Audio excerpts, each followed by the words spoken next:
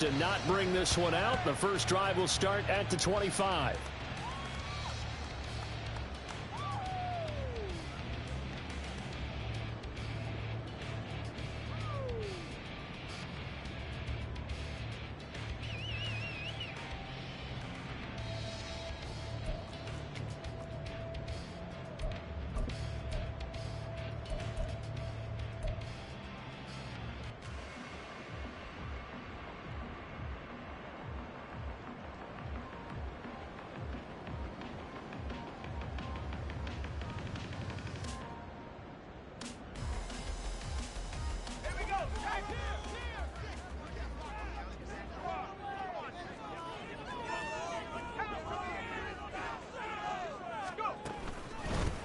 Now the Georgia Southern man, it's Matt Breida. And past the 40 before he's out of bounds. Successful start to the drive, 17 yards. It moves the sticks. Well, there you go. This offense off to a strong start this afternoon. Yeah, with a big run and a first down. That's putting what you practice into play. That's excellent execution to get things started.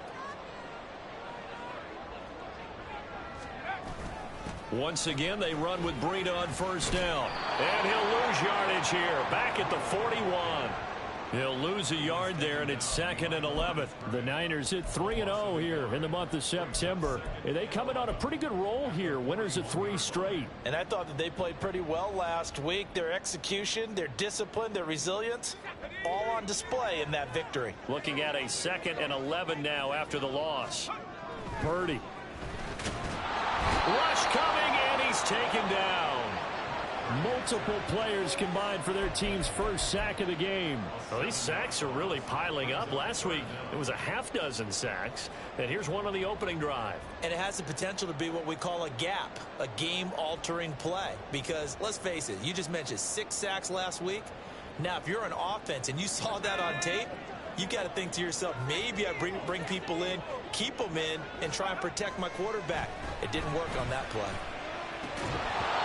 Now throwing on 3rd down there, but he cannot connect. 1 first down here, and that's all, folks.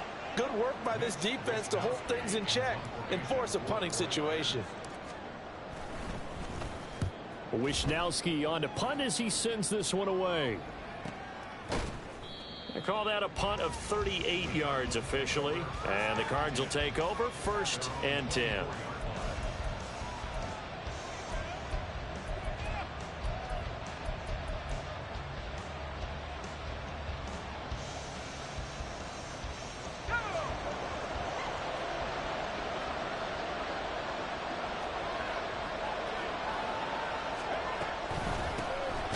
They'll start on the ground here on 1st down. And he is swallowed up right at the line of scrimmage. Officially no gain on the play, and it's 2nd down. You look at this Niner defense. They've been pretty good against the pass. Not amazing, but good. Number 13 in the league. And since this is such a good unit of covering passes downfield, I think that last play is typical of what we might see. A lot of short passes, see if they can generate some run after the catch, but nothing doing on that one. Back to throw now on 2nd and 10. Finding his target, it's Trey McBride. And this will be a gain of 5 as he gets it to the 30. Well, this defense for the Niners, they played really well in the win over the Raiders a week ago. And no matter what's done throughout a ball game, it always comes back to blocking and tackling. That's the essence of football. But I think it's hard for people to understand just how difficult it is to tackle, especially open field. Very few missed tackles on tape that I saw last game. This team does a nice job of getting their opponents on the ground. Off the play fake, he'll look to throw. Nowhere to go here. He lost the football.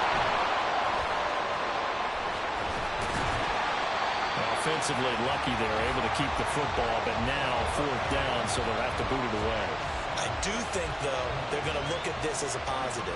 1, they recovered the fumble, so they retained possession. But 2, being able to punt it changes field position for them. Imagine if that turnover takes place there.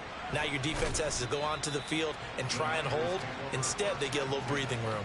36 yards on the punt with no return. And the Niners will go on offense 1st and 10.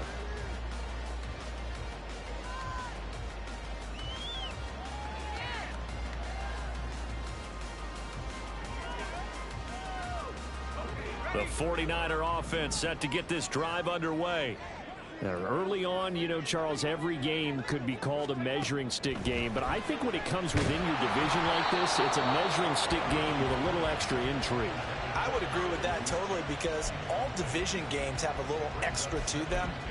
But I like where this game is situated, because at this stage of the season, it has that little extra juice, but at the same time, it's not a make or break if this were, let's say, week 15, 16, somewhere in that neighborhood. Now a 2nd and 10.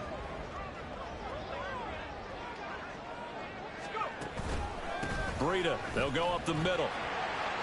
Fights through, and now a crease. There he goes, left side. Touchdown, 49ers.